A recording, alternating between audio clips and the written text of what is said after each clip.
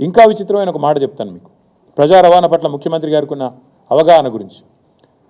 Raheja mind space దగ్గర రోజు traffic jam అవుతున్నది. ఇవాళ రేపు మీరు రోజు వీళ్ళ పెడుతున్నారు సోషల్ మీడియాలో పిల్లలు కూడా. ఓ ఇంత ట్రాఫిక్ అయింది, అంత ట్రాఫిక్ అయింది, ఆ టీ హబ్ దగ్గర, టీ వర్క్స్ దగ్గర అని మీరే పెడతారు.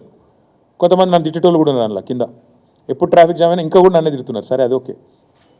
వాస్తవం ఏంటంటే ఈ ఎయిర్పోర్ట్ మెట్రో వస్తే అది ఉండేది కాదు. సమస్య కొంత ఉపశమనం లభించేది, కొంత ఉపశమనం లభించేది. ముఖ్యమంత్రి గారికి అది ఇష్టం లేదు. రహేజా మైండ్ స్పేస్ నుంచి ఎయిర్పోర్ట్కి పోయే మెట్రో ఇష్టం లేదు. కానీ ఎక్కడికి కావాలంటే తెలుసా? Shamshabad to future city. Future లేని ఫ్యూచర్ సిటీకేమో మెట్రో కావాలంట ముఖ్యమంత్రి గారికి. అద్భుతంగా ప్రజెంట్లో ఇవాళ ఎక్కడైతే విపరీతమైన ట్రాఫిక్ రద్దీతో అల్లాడిపోతున్నారో హైదరాబాద్ పొందబెట్టిండు సక్సెస్ఫుల్గా. గింత తెలివినది ముఖ్యమంత్రి గారికి. అట్లాగే ఇంకొక మాట కూడా నేను అడుగుతా ఉన్నా ముఖ్యమంత్రి గారిని.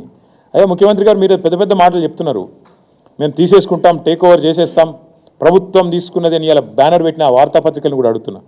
ప్రభుత్వం తీసుకున్న ప్రజా రవాణా ఆర్టీసీ ఉద్యోగులందరినీ మేమే మా గవర్నమెంట్ ఉన్నప్పుడే విలీనం చేసినాం ప్రభుత్వ ఉద్యోగులుగా. ఈరోజు ఆర్టీసీల పరిస్థితి ఏంటండి? ఈ ప్రభుత్వం, కాంగ్రెస్ ప్రభుత్వం వచ్చినాక ఆర్టీసీ ఉద్యోగులను విలీనం చేస్తూ కేసీఆర్ ప్రభుత్వం చర్యలు తీసుకున్నా, నిర్ణయం తీసుకున్నా, జీవో ఇచ్చినా ఈరోజు వరకు అపాయింటెడ్ డే ఇయ్యలే ఈ ముఖ్యమంత్రి, ఈ ప్రభుత్వం, కాంగ్రెస్ ప్రభుత్వం. ఆర్టీసీలో ఇప్పటివరకు ఒక నియామకం చేయలే మీరు. అందుకే డ్రైవర్లకు, కండక్టర్లకు ఇలా విపరీతమైన పని భారం పెరిగింది, ముఖ్యంగా ఫ్రీ బస్ పెట్టినాక. ఒక్కొక్కరు 12 గంటల నుంచి 16 గంటలు పనిచేస్తున్నారు నాన్ స్టాప్గా ఆర్టీసీలో. పని భారం ఒత్తిడి కారణంగా శారీరక సమస్యల వల్ల, గుండెపోటు లాంటి విషయాల వల్ల కూడా, సమస్యల వల్ల కూడా చాలామంది చచ్చిపోతున్నారు. చిన్న చిన్న కారణాలకు గత 20 నెలల కాలంలో 600 మందిని ఉద్యోగాల నుంచి తొలగించినారు. వాళ్ళు పాపం లేబర్ కోర్టుల చుట్టూ తిరుగుతున్నారు. ఆర్టీసీలో యూనియన్లను పునరుద్ధరిస్తామని మాట ఇచ్చినారు, ఇంకా చాలా చెప్పారు. కానీ ఈరోజు వరకు ఒక్కటంటే ఒకటి పని చేయలేకపోగా ఇంకేం చేస్తున్నారు మీరు?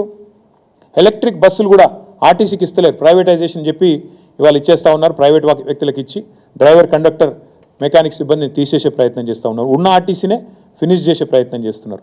ఇక పండుగలు వచ్చినాయంటే చాలు, మళ్ళీ రేపు దసరా వస్తుంది కదా, మీరు చూడండి, మహిళకు ఫ్రీ, పురుషుడికి డబుల్. అది ఎక్కడ లెక్కనో నాకైతే తెలియదు. మరి పండుగలకు ఎవరైనా గిఫ్ట్లు ఇస్తారు? రేవంత్ రెడ్డి గారు ఇట్లాంటి గిఫ్ట్, రిటర్న్ గిఫ్ట్ ఇస్తున్నాడు. ఏంటిది? ఏ పండుగ అయినా, రంజాన్ అయినా, బక్రీద్ అయినా, క్రిస్మస్ అయినా, దసరా అయినా పక్కా తోఫా అయింది మీకు, డబల్ ఆర్టీసీ ఛార్జీలు. మీరు చూడండి రేపు మళ్ళీ టికెట్లు దయచేసి తెలంగాణ ప్రజలు చూడాలని చెప్పి కోరుతా ఉన్నాను నేను.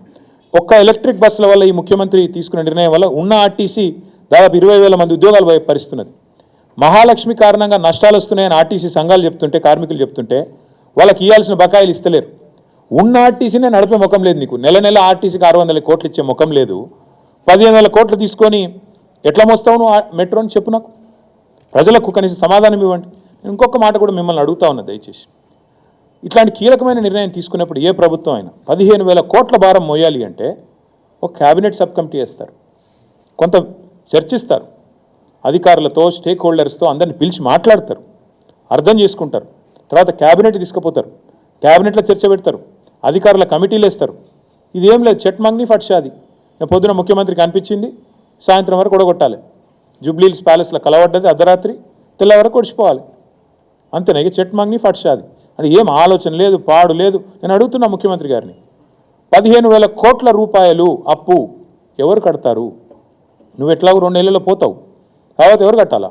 ఎవరి మీద వేసిపోతావు?